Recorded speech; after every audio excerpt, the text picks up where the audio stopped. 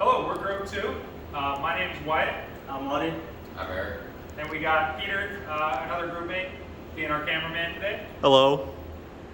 This is our assisted wheelchair that would help essentially elderly people or possibly injured people, allow them the freedom to get up and down by themselves, which will help make them more mobile. As you can see, we have some pretty important components here that make this chair work. We utilize buttons. One is up, one is down. We have a 12-volt battery, which we have connected to a linear actuator here, which utilizes an 8-channel relay, along with an infrared sensor, in which we can also power this chair via remote wirelessly. And then we have our Arduino. We use 2 channels on this relay. And here we will begin to show how this works. So here we have an elderly person who's going to get up by themselves. Okay. And they can also go back down. As you can see, you can choose how much you want to tilt it up or down, assuming how weak you are, how much help you need.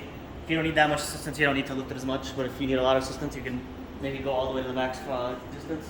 Okay, and then we also have a remote that allows the chair to operate wirelessly to help the person get out of the chair. We can also take the chair back down to its original state after the person has gotten up. We were also trying to implement some sensors. If you'd like to. So we had this sensor. Essentially, it's just a voltage divider. We had one resistor on the proto board, and the other resistor is the sensor. And when it senses that no one's sitting on it, it's at the max voltage because it's at 0 resistance, essentially. And then when someone would sit on it, it would activate, it would add more resistance. And then with more resistance, less voltage would be outputted to the Arduino. And then we could use that in the code to decide whether we want to raise or lower.